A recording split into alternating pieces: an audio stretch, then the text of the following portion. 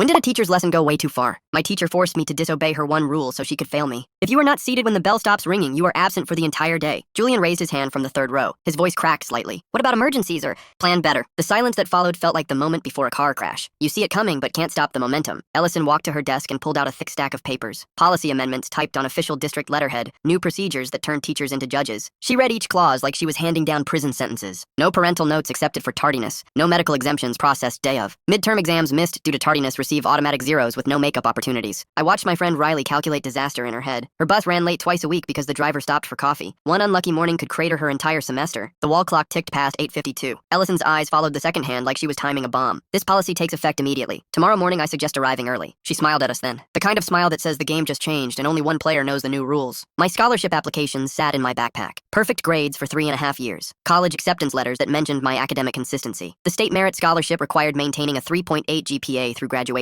1-0 would make that mathematically impossible. Sarah Ortega sat 2 rows over. Straight A student since freshman year. Her MIT application was pending. A single blemish could shift her from acceptance to waitlist. Behind me, David Rodriguez breathed too heavily. His family was counting on his academic scholarship to afford college. No backup plan existed if his GPA dropped. Ellison gathered her papers while we filed out in unusual silence. The normal post-class chatter died completely. No one discussed weekend plans or complained about homework. We moved through the hallway like survivors leaving a disaster zone. 3 days later, the hallway outside room 237 looked like an airport terminal during flight delays. Students camped on the linoleum floor with backpacks as pillows, coffee cups cooling in their hands, portable chargers snaking between bodies. I arrived at 6:50 a.m. and counted 15 people already waiting. The earliest arrival had been there since 6:30, wrapped in a winter coat and studying chemistry flashcards. Ellison's classroom door stayed locked until 8:35 exactly. She'd walked past us twice during her morning routine. First trip carried her coffee and gradebook. Second trip involved the copy room and whatever mysterious preparations she performed there. Each time she'd nod approvingly at our lineup. Good planning, she said to no one in particular. My daily schedule collapsed around the new reality. Lunch shortened to 15 minutes of inhaling cafeteria food. Drama club meetings skipped entirely. The part-time job at Miller's Hardware shifted to weekends only. Everything sacrificed to guarantee an 8:49 arrival in Ellison's classroom. Riley showed up at 7:20 with printed backup routes. 3 different bus schedules color-coded by reliability. Her mom's work number programmed into speed dial for emergency rides. The group chat shared weather alerts and traffic updates in real time. Someone posted construction notices that could delay the 42 bus route. Another kid mapped every bathroom between the parking lot and Ellison's door. We turned academic survival into a precision science. By Monday, half the senior class had modified their entire lives around one teacher's power trip. Parents adjusted work schedules to provide backup transportation. Students quit jobs that ended too late the night before. Study groups moved to early morning sessions in the hallway outside Ellison's room. Ellison had trained us to fear time itself. Tuesday morning arrived with the promise of our calculus midterm, the test that would determine 40% of our quarter grade, the exam that could make or break scholarship eligibility. I sat against my usual spot on the wall at 7 a.m., earlier than normal because midterm anxiety had destroyed my sleep schedule completely. Ellison unlocked her door at exactly 8:35. The stampede was quiet but urgent, 20 bodies flowing through a single doorway, everyone claiming their assigned seats. She arranged papers on her desk while we settled in. The same morning ritual she'd performed for 15 years. Coffee cup positioned at 2 o'clock, red pen uncapped and ready. But something felt different today. She kept glancing at the wall clock, checking her watch, like she was waiting for a specific moment to arrive. The rest of us had learned to read her moods. The way she tapped her fingers meant pop quiz. Aggressive paper shuffling meant someone was about to get called out for late homework. This morning she seemed focused, almost excited, like a hunter waiting for the perfect shot. At 8:42, Ellison looked directly at me and smiled. I need 5 extra exam booklets from the copy room right now. Everyone already had a booklet on their desk. The midterm materials had been distributed yesterday afternoon. We'd all checked our supplies twice. Extra copies made absolutely no sense. But arguing with Ellison was academic torture. I grabbed the hall pass and headed for the door. The plastic felt warm from nervous sweat. The copy room sat at the far end of the building, past the main office with its secretary who never looked up, around 2 corners through the science wing, down a hallway that smelled like industrial cleaner. The machine was already running when I arrived, someone else's job feeding paper into the copier. The progress display showed 127 copies remaining. I waited while it collated and stapled with mechanical precision. Each sheet took an eternity to process. 8:44 showed on the wall clock, then 8:45, then 8:46. My chest started to feel tight. Ellison's class began in 4 minutes. The walk back would take at least 3 if I moved fast. The copier finally finished with a satisfied beep. I grabbed the warm booklets and ran. The hallway stretched longer than usual. My footsteps echoed off empty lockers. Every second felt like betting against time itself. I reached Ellison's door at 8:49 exactly. Turned the handle with confidence. Locked. Through the safety glass with its wire mesh pattern, I could see inside. Ellison standing at the front of the room. 23 students bent over their desks in perfect silence. The midterm had already begun. I knocked on the door with my knuckles. Sharp, urgent raps against the glass. Ellison looked up slowly, made direct eye contact with me through the window. Her expression showed no surprise, no concern, no recognition that anything unusual was happening. Then she turned back to her students like I was invisible. I knocked again, harder this time. My fist against the doorframe created hollow sounds that echoed down the empty hallway. Ellison walked to the whiteboard and wrote the time in large numbers. 8:50. The bell rang immediately after. Her voice carried through the door in measure teacher tones. You have 90 minutes for this examination. Show all work clearly. I stood in the hallway holding 5 exam booklets nobody needed, watching my classmates take a test that would determine my entire future. The door stayed locked. I walked to the main office in a daze. My footsteps sounded different now, heavier, like I was carrying invisible weight. The secretary looked up from her computer screen with mild interest. I explained the situation as clearly as possible. The errand, the timing, the locked door, the test I couldn't take. She listened with growing confusion. Her eyebrows drew together like she was solving a puzzle with missing pieces. That seems very unusual. Let me call down there. She dialed Ellison's extension and let it ring 12 times. Each ring felt like a countdown to academic disaster. No answer. Teachers don't typically answer their phones during examinations.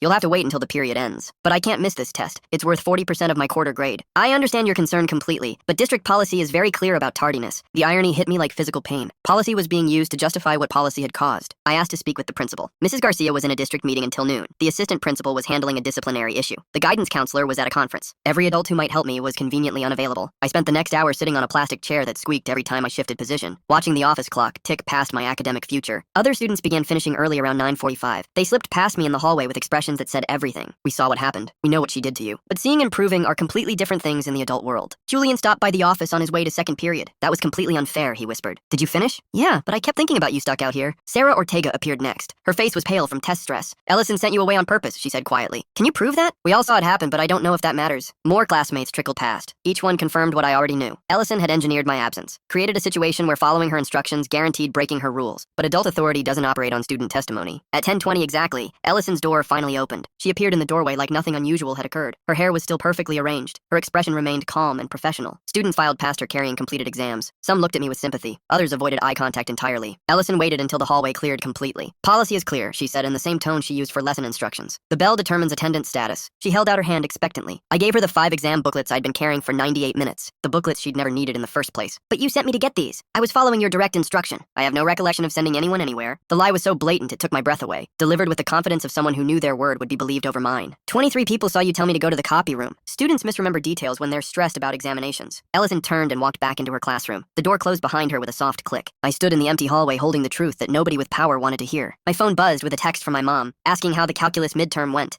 reminding me that my scholarship interview was next week. I stared at the message for a long time. How do you explain that 3.5 years of perfect grades just got destroyed by a teacher who lied about sending you on an errand? How do you tell your parents that their college savings plan might not matter anymore because one adult decided to abuse their authority? The guidance office would open after lunch. Maybe Mrs. Brooks could help. Maybe she'd listen to student testimony. Maybe she'd care that Ellison had rigged the system. But probably not. Adults protect other adults. Students get blamed for the chaos that adults create. I walked to my next class carrying the weight of a 0 I hadn't earned. The weight of a future that had just been stolen from me. The weight of learning that fairness is optional when you're 17. I was a senior at Lincoln High with a 3.97 GPA that meant everything to my family. College applications were due in 8 weeks. Early admission deadlines loomed even closer. One failed test could drop my calculus grade below the 3.8 threshold required for state scholarship eligibility. Without that money, my parents couldn't afford to send me anywhere decent. 3.5 years of perfect attendance and flawless homework suddenly felt fragile, like a house of cards that one vindictive teacher could collapse with a single breath. Ellison had just blown that house down. I waited outside Ellison's classroom until the hallway emptied completely. She emerged at 10:25 carrying her coffee mug and gradebook, the same casual posture she maintained every day, like destroying a student's future was just another item on her morning checklist. Mrs. Ellison, I need to talk about what just happened. She paused and looked at me with mild annoyance. The expression teachers use when students interrupt their perfectly planned schedules. What about it? You sent me for exam booklets that nobody needed. I followed your instructions exactly. The door was locked when I returned. Ellison sipped her coffee and checked her watch, like she had somewhere more important to be. Rules are rules. The bell determines attendance. You were not in your seat because you told me to leave. I have no recollection of sending anyone anywhere. The lie hit me like cold water, delivered with the confidence of someone who knew their authority would shield them from consequences. 23 students saw you give me that instruction. Students often misinterpret directions when they're nervous about examinations. She turned and walked toward the faculty lounge. Our conversation was apparently over. I stood there processing what had just happened. Ellison wasn't denying the timing. She wasn't claiming the door malfunctioned. She was pretending the entire sequence never occurred. Julian appeared at my shoulder. He'd been waiting around the corner. She's lying, he said quietly. You saw her send me? We all did. Right at 8:42. She looked straight at you and said to get extra booklets. Sarah Ortega joined us next. Her face was still pale from test anxiety. That was the most obvious setup I've ever seen. She waited until 8 minutes before class started. Why would she do that? Because she wanted you to be late. More classmates gathered around us. David Rodriguez, Jessica Kim, Alex Martinez, each one confirming the same timeline. Ellison had deliberately sent me away minutes before an exam she knew I couldn't afford to miss. Has she done this before? I asked. The group exchanged glances, like they were debating whether to share dangerous information. Jessica spoke first. Last semester, she failed Tommy Ortega for being 2 minutes late to a final. Tommy Ortega is Sarah's brother? Yeah, he had perfect attendance all year. Then one day his car wouldn't start. He ran 6 blocks and made it to class at 8:02. Ellison marked him absent for the day. 0 on the final. His grade dropped from A to C. My stomach started to feel sick. This wasn't an isolated incident. David added his own story. She's been doing weird stuff all year, giving conflicting instructions, changing assignment due dates without notice. Remember when she told half the class to research one topic and half to research another, then acted like we all should have known which was correct? Or the time she moved the test date up by 2 days but only told students in her first period class? A pattern was emerging. Ellison had been systematically sabotaging students for months. Why haven't you reported this? Julian laughed bitterly. To who? The administration loves her. She's been teacher of the year twice. Parents think we're just making excuses for bad grades. And she's careful. Never does anything that looks obviously wrong to adults. Sarah nodded. She always has plausible explanations. Students forgot the instructions. Students didn't pay attention. Students are trying to blame others for their own mistakes. But you all saw what happened today. We saw it, but will anyone believe us? The question hung in the air like smoke from a fire we couldn't put out. Ellison had spent years building her reputation as a demanding but fair educator. One incident of student testimony wouldn't topple that carefully constructed image, especially when her version painted me as irresponsible and dishonest. What am I supposed to do? Document everything, get witnesses to write statements, build a case that even adults can't ignore, and hope she doesn't destroy anyone else while you're gathering evidence. The warning bell rang for third period. Our impromptu meeting needed to end before teachers started asking questions about students congregating in hallways. But something had shifted in those 10 minutes. I wasn't crazy, I wasn't irresponsible, I wasn't imagining a conspiracy that didn't exist. Ellison had deliberately sabotaged my exam, and based on my classmates' stories, I wasn't her first victim. She was running a systematic campaign against students who threatened her sense of control. The question was whether anyone with actual authority would believe that a respected teacher was capable of such calculated cruelty, or if they'd dismiss it as typical teenage paranoia and excuse-making. Adults tend to trust other adults, especially adults with impressive credentials and positive performance reviews. But the truth was the truth regardless of who wanted to hear it. Ellison had rigged the game. Now I needed to prove it before she destroyed someone else's future. Mrs. Garcia finally returned from her district meeting at 2:15 p.m. I'd been waiting in the main office for 3 hours, watching secretaries answer phones and shuffle paperwork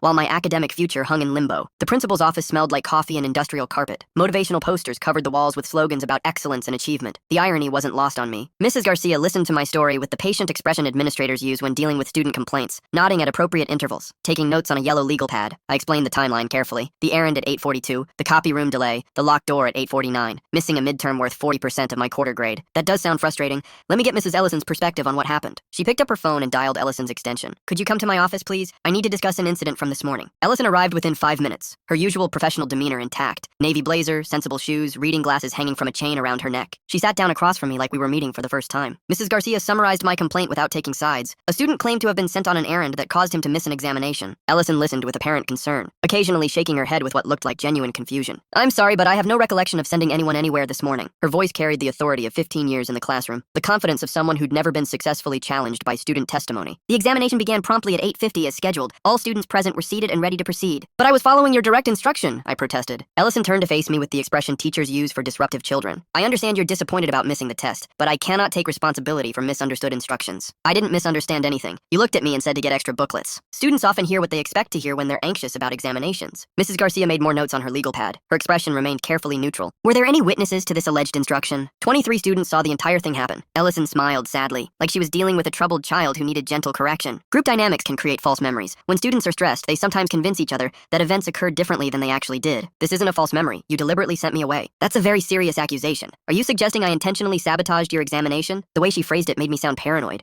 like I was inventing elaborate conspiracies to avoid taking responsibility for my own failures. Mrs. Garcia intervened before I could respond. Let's focus on solutions. Mrs. Ellison, would you be willing to allow a makeup examination? I understand the student's disappointment, but policy exists for important reasons. Making exceptions undermines the integrity of our assessment process. Other students completed the examination under proper conditions. Allowing a makeup would be fundamentally unfair to them. Ellison's logic sounded reasonable to adult ears. She was protecting academic standards, maintaining consistency, ensuring fairness for all students. Except none of it was true. What about the 5 exam booklets I brought back? Everyone already had materials. Ellison paused for exactly 1 second. Long enough for me to notice, but short enough to seem natural. I asked several students to check if we had adequate supplies. Standard procedure before major examinations. Another lie delivered with practiced smoothness. You specifically told me to go to the copy room at 8:42, 8 minutes before class started. I may have mentioned supply concerns to multiple students. If you chose to leave the classroom that close to the examination period, that reflects poor judgment on your part. She was rewriting history in real time, transforming her deliberate sabotage into my personal failure. Mrs. Garcia closed her notepad and leaned back in her chair. This seems to be a case of miscommunication. Mrs. Ellison, I appreciate your commitment to maintaining academic standards. And I understand your frustration, she said to me. But personal responsibility is an important lesson. Perhaps this experience will help you make better choices in the future. The meeting was over. Ellison had successfully painted me as an irresponsible student trying to blame others for my own mistakes. Her word carried more weight than mine. Her reputation provided more credibility than my testimony. She stood up and smoothed her blazer with satisfaction. I hope you'll use this as a learning opportunity. Sometimes life presents unexpected challenges. How we respond defines our character. Ellison left the office with the confident stride of someone who just won a game game they'd rigged from the beginning. Mrs. Garcia offered me a sympathetic smile. I know this feels unfair, but Mrs. Ellison has been teaching here for 15 years. She's one of our most respected faculty members. She's lying. I understand you believe that, but without concrete evidence, there's not much I can do. What about student witnesses? Student testimony is valuable, but it needs to be corroborated by objective evidence. I walked out of the principal's office with a 0 still attached to my transcript. Ellison had successfully gaslighted both me and the administration in under 20 minutes. But she'd also made one crucial mistake. She'd underestimated how determined I was to prove the truth. That night, I started building my case like a lawyer preparing for trial. First step was witness statements. I texted Julian, Sarah, and Lucas asking them to write down exactly what they saw that morning. Julian responded within an hour. His statement was detailed and precise. At approximately 8:42 a.m., Mrs. Ellison looked directly at you and said she needed 5 extra exam booklets from the copy room. She said right now and pointed toward the door. Everyone heard her. You grabbed the hall pass and left immediately. Sarah's statement arrived next. Even more specific about timing and Ellison's exact words. Mrs. Ellison waited until 8:42 to send you away. She knew the exam started at 8:50. She looked at the clock before giving you the instruction. This was deliberate. Lucas's statement focused on Ellison's behavior after I left. She locked the door manually at 8:49. I watched her turn the deadbolt from inside. Then she started the exam early while you were still in the hallway. 3 independent witnesses, same timeline, same conclusion. Ellison had engineered my absence. But when I showed the statements to Mrs. Garcia the next morning, she remained unmoved. Student testimony is valuable, but these are your friends. They might feel pressure to support your version of events. They're describing what actually happened. I'm sure they believe that, but memory can be unreliable, especially when emotions are involved. Step 2 was physical evidence. The 5 exam booklets Ellison had sent me to retrieve. I pulled them from my backpack during our meeting. Still pristine, still unused, still completely unnecessary since everyone already had materials. These prove she sent me for something we didn't need. Mrs. Garcia examined the booklets with mild interest. Teachers sometimes prepare extra supplies as a precaution. That's good planning, not evidence of wrongdoing. But why send me at 8:42? Why not earlier in the day? Perhaps she realized we might need additional materials at that moment. Every piece of evidence was being filtered through Ellison's reputation. Her 15 years of service created a shield that deflected obvious facts. Step 3 required more creativity. I asked the custodian, Mr. Williams, to show me how Ellison's classroom door worked. He demonstrated the mechanism with professional pride. The deadbolt could only be engaged manually from inside. No automatic locking system. No way for the door to secure itself. Someone has to turn this deliberately, he explained. It don't lock by accident. I took photos of the door mechanism, documented how the deadbolt operated, proved that Ellison had made a conscious choice to lock me out. When I presented this evidence, Mrs. Garcia's response was predictably dismissive. Teachers lock their doors during examinations for security purposes. That's standard protocol, but she locked it while I was following her instructions. If you were in the hallway during an examination, the door should be locked. Circular logic. Ellison's action was justified because I was where her action had forced me to be. Step 4 involved filing a formal records request for Ellison's lesson plans. Massachusetts law required teachers to maintain detailed instructional schedules. Every activity needed documentation for state compliance. The lesson plan for exam day showed 90 minutes of testing time. Nothing about supply runs. No mention of sending students anywhere. Either Ellison had failed to document a legitimate activity, or the activity never happened. Lesson plans are guidelines, Mrs. Garcia explained when I showed her the missing entry. Teachers make real-time adjustments based on classroom needs. So she just decided randomly at 8:42 that we needed extra booklets? Experienced educators develop intuition about classroom requirements. I was learning that administrative loyalty ran deeper than evidence. Ellison's colleagues would rationalize anything to protect her reputation. Step 5 came from an unexpected source. My older sister Lisa had graduated from Lincoln High 3 years earlier. She remembered Ellison differently than the current version. She used to be strict but fair. Something changed around 2 years ago. She started getting weird about control. Lisa connected me with her friend David, who'd been in Ellison's class the previous year. She pulled similar stuff with me, he said over the phone. Nothing as obvious as your situation, but she'd give confusing instructions, then blame us when things went wrong. Did you report it? My parents tried. Administration said I was making excuses for poor performance. David's story sounded familiar. Ellison targeting students, then hiding behind administrative protection when challenged. She failed 3 kids in my class for questionable reasons. All of them had been doing well until she decided they were problems. A pattern was emerging. Ellison had been escalating her control tactics for months. My situation was just the most blatant example, but when I shared David's testimony with Mrs. Garcia, she remained unconvinced. That's secondhand information from a disgruntled former student, not reliable evidence. My parents had been watching this process with growing frustration. Dad took time off work to attend our next meeting with administration. 5 pieces of evidence all point to the same conclusion, he said firmly. How much proof do you need? Mr. Peterson, I understand your concern, but we have to consider Mrs. Ellison's exemplary record. Her record doesn't matter if she's sabotaging students. That's a very serious accusation. We need overwhelming evidence to support such claims. Mom had been making phone calls to district officials, school board members, anyone who might listen to our concerns. The responses were uniformly polite and unhelpful. Ellison's reputation preceded every conversation. She's teacher of the year, one board member explained. Parents consistently praise her high standards. High standards don't include deliberately sabotaging students. Are you certain that's what happened? Sometimes these situations involve miscommunication. The system was designed to protect teachers from student complaints. Every safeguard favored the adult with institutional power. Ellison had chosen her target carefully, a senior with college applications pending, someone who couldn't afford to be seen as a troublemaker. But she'd underestimated my family's determination. Dad scheduled meetings with every district administrator. Mom documented every phone call and email exchange. They were building their own paper trail. We're not going away, Dad told Mrs. Garcia during our 4th meeting. This is about justice. I respect your persistence, but sometimes we have to accept that misunderstandings occur. This wasn't a misunderstanding. This was calculated sabotage. The evidence was overwhelming. 3 witness statements, physical proof of unnecessary errands, door mechanism documentation, missing lesson plan entries, pattern testimony from former students. But none of it mattered to people determined to protect Ellison's reputation. They'd rather believe in an elaborate student blatant conspiracy than accept that a respected teacher had abused her authority. The bureaucratic stonewalling was wearing everyone down. Mom was losing sleep over phone calls to unresponsive officials. Dad was burning vacation days for meetings that went nowhere. I was watching my family sacrifice their peace of mind for my academic future. Ellison had turned one moment of abuse into weeks of systematic torture for my entire family, but we were building something she hadn't anticipated, a documented record of administrative failure, a paper trail that might matter to people higher up the chain, the district superintendent, the school board president, the state education department. Someone with actual authority would eventually have to explain why obvious evidence was being ignored. Ellison had won every battle so far, but the war was far from over. 3 weeks after the exam incident, Mrs. Garcia finally offered a compromise. We've discussed your situation extensively with Mrs. Ellison.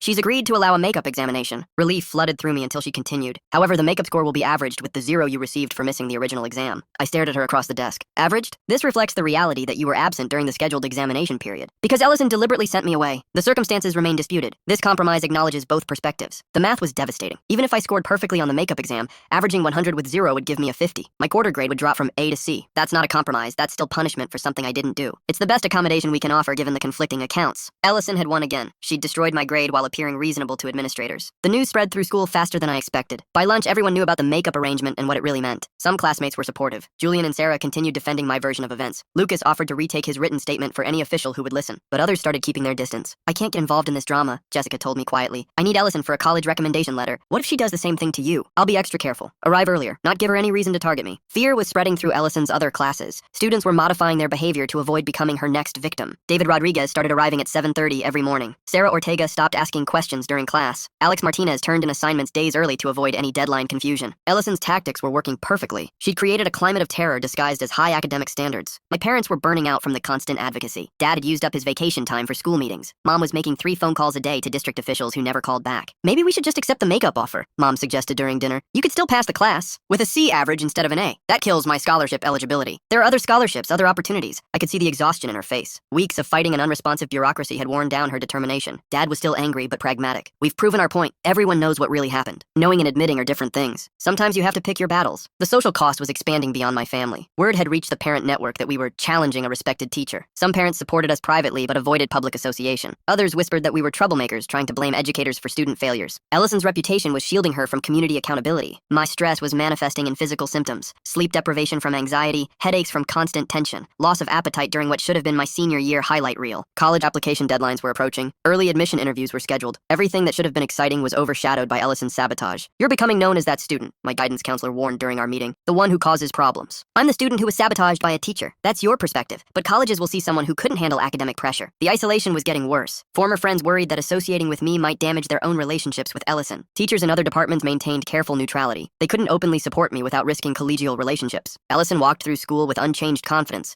her reputation intact, her authority unquestioned. She'd successfully painted me as a disruptive student, trying to avoid responsibility for missing an important exam. But she'd also made one crucial miscalculation. She'd assumed I would eventually give up and accept her version of events. Instead, her stonewalling was teaching me something valuable about how power protects itself, and how much evidence it takes to challenge institutional authority. The makeup exam was scheduled for Monday morning. I had 3 days to decide whether to accept Ellison's rigged compromise or continue fighting for actual justice. 3 days to choose between damaged grades and damaged principles. Ellison thought she'd cornered me into accepting defeat. She was about to learn how wrong she was. Mrs. Brooks, my guidance counselor, pulled up my transcript on her computer screen and started calculating numbers that would determine my entire future. Current GPA is 3.97. If Ellison's makeup exam gets averaged with the 0, your calculus grade drops to approximately 2.1 for the quarter. She clicked through different scenarios with mathematical precision. That brings your cumulative GPA down to 3.72, below the 3.8 threshold for state merit scholarship eligibility. The numbers felt like a medical diagnosis, terminal but delivered in calm professional tones. What about college applications? 3 schools have sent likely letters based on your current academic standing. Those offers typically include language about maintaining performance through graduation. Mrs. Brooks turned her monitor so I could see the harsh reality in spreadsheet form. A significant grade drop in senior year sends a concerning signal to admissions committees. Even if I explain what happened, you could include context in your application essays, but colleges receive thousands of explanations for academic problems. Most sound like excuse-making. The walls of her office felt like they were closing in. Motivational posters about college success mocked me from every direction. MIT specifically mentioned your consistent academic performance in their likely letter. Boston University highlighted your perfect attendance record. Ellison had weaponized punctuality to destroy the very thing she was supposed to cultivate in students. What am I options: take the makeup exam and hope for damage control, or continue fighting and risk missing more class time. The guidance office phone rang constantly with calls from other seniors handling normal college application stress. Their biggest concerns were essay topics and interview schedules. I was calculating whether my academic future was worth salvaging. My parents scheduled a meeting with Superintendent Williams after district-level appeals went nowhere. Dad took another day off work for the conference. Williams listened to our presentation with a polite attention administrators reserved for persistent complainers. Mom had prepared a timeline of events with supporting documentation. The superintendent reviewed our evidence for 15 minutes before responding. Mrs. Ellison has served this district with distinction for 15 years. Her performance evaluations are consistently exemplary. Performance evaluations don't cover deliberate sabotage of students. That's an extraordinary accusation requiring extraordinary proof. Dad leaned forward in his chair. We've provided witness statements, physical evidence, and documentation of policy violations. Student testimony is valuable but not conclusive. Physical evidence can be interpreted multiple ways. Williams closed our folder with administrative finality. We stand behind our faculty.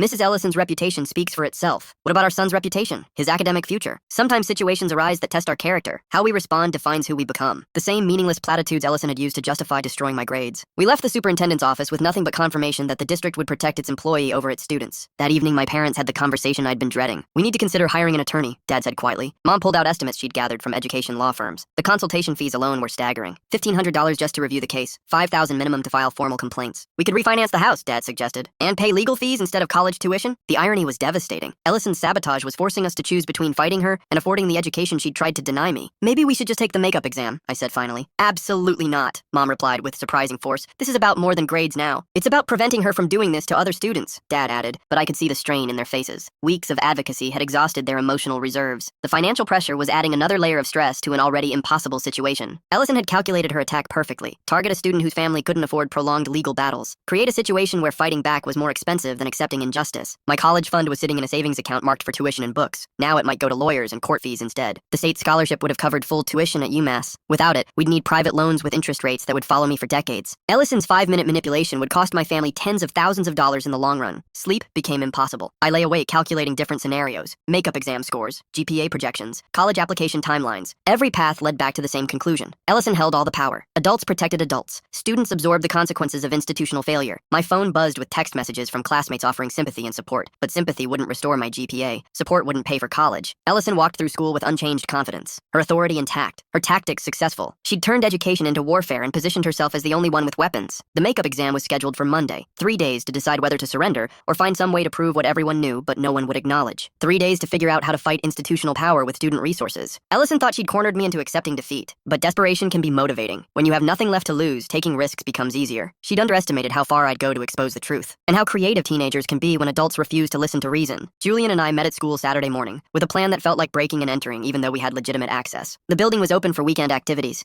drama club rehearsals, basketball practice, academic teams preparing for competitions. We walked to Ellison's classroom with purpose that probably looked suspicious to any teachers who might notice. "You sure about this?" Julian asked as we approached room 237. "We need objective proof, something no administrator can dismiss or reinterpret." The hallway was empty except for distant sounds from the gymnasium. Ellison's door stood unlocked since she wasn't there to guard it. I pulled out my phone and started recording. "This is Saturday, November 14th, approximately 10:30 a.m. We're documenting the door mechanism in Mrs. Ellison's classroom." Julian positioned himself inside the room while I stayed in the hallway, the same positions we'd been in during the exam incident. "First test. Can the door lock itself automatically?" Julian let the door close naturally. I turned the handle from outside. It opened easily. Door does not lock automatically when closed. We repeated the test 5 times. Same result every time. The door remained unlocked unless someone made a deliberate choice to secure it. Second test. Manual deadbolt operation. Julian demonstrated the locking mechanism from inside, a thumb turn that required intentional pressure to engage. The deadbolt cannot be activated accidentally. Someone has to choose to turn it. I filmed the mechanism from multiple angles. Close-ups of the thumb turn, wide shots showing the door frame. Evidence that no jury could misinterpret. Third test. Timeline reconstruction. We recreated the morning of the exam. Julian stood at Ellison's desk. I positioned myself in the hallway outside. 8:49 a.m. I returned from the copy room. Try to enter the classroom. I turned the handle and pushed against the door. "Door is locked. Julian, can you show how Ellison would have secured it?" Julian walked to the door and turned the deadbolt with deliberate motion. She had to make this choice. Walk to the door. Turn the lock. Prevent me from entering. The video evidence was undeniable. Ellison had actively excluded me from the exam she knew I couldn't afford to miss. Fourth test. Timing analysis. Julian stood at the front of the room like Ellison during exam morning. From this position, she could see me approaching through the hallway window. She had time to unlock the door if she wanted to. Instead, she chose to keep it locked. We documented the sightlines from Ellison's desk to the hallway, proved she'd seen me returning, and decided to maintain the barrier she'd created. Final test. Alternative explanations. We explored every possible innocent explanation for the locked door. Security protocol during exams? Other teachers left their doors unlocked during testing periods. Automatic locking? locking system? Our tests prove the mechanism required manual operation. Accidental engagement? The thumb turn was too stiff to activate without deliberate pressure. No innocent explanation fits the evidence. This was calculated sabotage. I ended the recording with a statement for any administrator who might review the footage. Mrs. Ellison deliberately locked me out of an examination after sending me on an unnecessary errand. This video proves she made conscious choices that destroyed my academic standing. Julian and I left the building with 23 minutes of documented evidence that no reasonable person could dismiss. Video proof that Ellison's door required manual locking. Demonstration that she'd seen me returning from her errand. Timeline reconstruction showing her deliberate choice to exclude me. This wasn't student testimony that could be dismissed as biased. This wasn't physical evidence that could be reinterpreted. This was mechanical reality captured on video. Ellison had finally been caught in a lie that couldn't be explained away by administrative loyalty. The door mechanism didn't care about her reputation. The thumb turn didn't know about her 15 years of service. Physics was objective in ways that human testimony apparently wasn't. Monday morning, I would walk into Mrs. Garcia's office with irrefutable proof of Ellison's sabotage. Evidence that even the most determined bureaucrat couldn't rationalize or dismiss. Ellison had built her defense on the assumption that student testimony was unreliable. She never considered that the classroom itself might testify against her. Monday morning, I walked into Mrs. Garcia's office carrying my phone like a weapon loaded with truth. I have new evidence about the Ellison situation. She looked up from her coffee with the weary expression of someone who'd hoped this issue had died quietly over the weekend. What kind of evidence? I connected my phone to her computer monitor and started the video. 23 minutes of documented proof that Ellison's classroom door could only be locked manually. Mrs. Garcia watched in silence as Julian demonstrated the thumb turn mechanism. Her expression shifted from polite attention to genuine concern as the implications became clear. This shows Mrs. Ellison had to actively choose to lock you out. She saw me coming back from her errand. She could have unlocked the door. Instead, she kept it secured. The video continued with our timeline reconstruction. Every possible innocent explanation systematically eliminated by mechanical reality. I need to discuss this with Mrs. Ellison immediately. She called Ellison's extension and requested an immediate meeting. No explanation over the phone, just administrative urgency that suggested serious trouble. Ellison arrived within 10 minutes. Same professional demeanor she'd maintained throughout our previous confrontations. But something flickered in her expression when she saw my phone connected to the monitor. We have new information about the exam incident, Mrs. Garcia began carefully. She played selected clips from our video evidence, the door mechanism tests, the manual locking demonstration, the timeline reconstruction. Ellison watched with increasing tension. Her carefully controlled mask started developing cracks. I always lock my classroom door during examinations, she said finally. It's standard security protocol, but you locked it while this student was following your direct instruction. I have no recollection of sending anyone anywhere. The same lie she'd been telling for weeks, but now it was contradicted by mechanical evidence she couldn't explain away. Mrs. Garcia paused the video at the moment Julian demonstrated the deliberate thumb turn required to engage the deadbolt. This mechanism cannot activate accidentally. Someone has to choose to turn it. Ellison's composure was cracking visibly. Her voice carried less authority than usual. Security procedures require locked doors during testing periods. Did you see this student returning from the copy room? I was focused on exam administration. The video shows clear sightlines from your desk to the hallway. You would have seen him approaching. Ellison fell silent. Her usual confident responses replaced by defensive evasion. Mrs. Garcia made a phone call to the district office. Spoke an administrative code that suggested escalation beyond school-level authority. Superintendent Williams wants to meet with all parties this afternoon. Legal counsel will be present. The words legal counsel hit Ellison like physical blows. Her face went pale as the implications registered. This was no longer about student complaints or administrative discretion.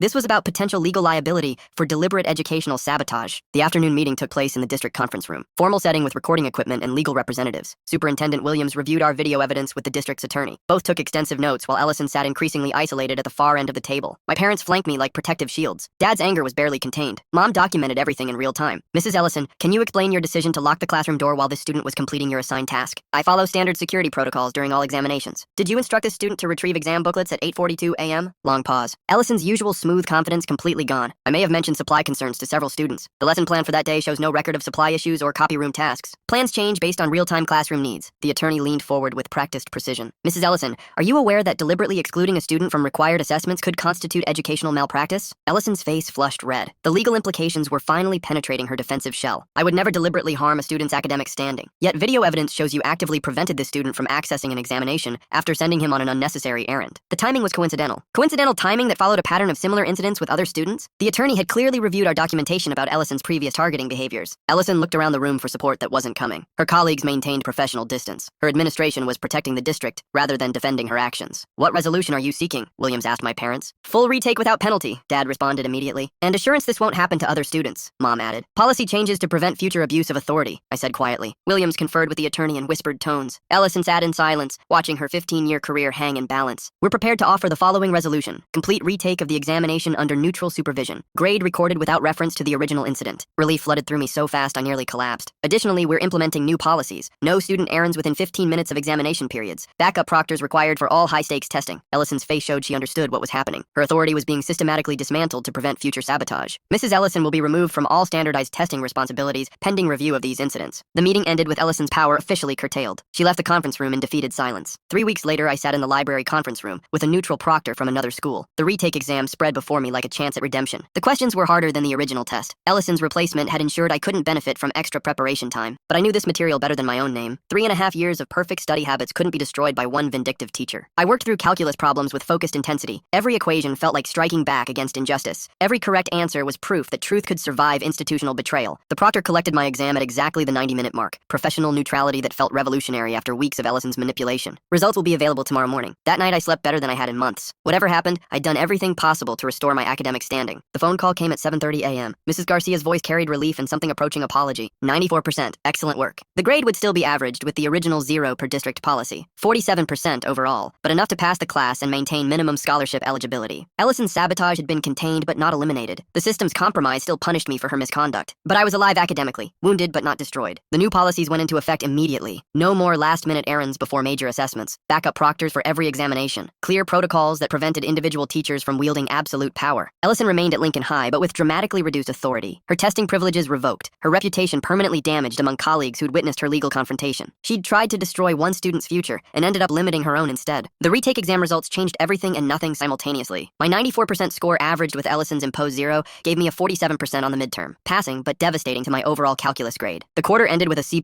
instead of the A I'd maintained for 3.5 years. My cumulative GPA dropped to 3.74, just below state scholarship eligibility. But the district's new policies created lasting change that mattered beyond my individual situation. No student errands within 15 minutes of any examination. Backup proctors required for all high-stakes assessments. Clear appeals process for testing irregularities. Ellison's authority was quietly dismantled piece by piece. Testing responsibilities transferred to other faculty. Supervision required for all her major assessments. She remained at Lincoln High, but neutered of the power she'd abused so systematically. The parent network learned what had happened despite official discretion. Ellison's reputation shifted from respected educator to cautionary tale about unchecked authority. College applications became an exercise in damage control rather than celebration. My guidance counselor helped craft supplemental essays explaining the grade anomaly without sounding like excuse-making. Frame it as resilience under adversity, Mrs. Brooks advised. Show how you fought for justice rather than accepted unfairness. MIT's likely letter was withdrawn after my transcript update. Boston University maintained interest but without merit scholarship consideration. I ended up at UMass Amherst with partial aid instead of full ride opportunities I'd earned through 3 years of perfect performance. Ellison's 5 minutes of sabotage cost my family approximately $40,000 in lost scholarship money, but something unexpected emerged from the wreckage of my senior year. The documentation skills I'd developed while building evidence against Ellison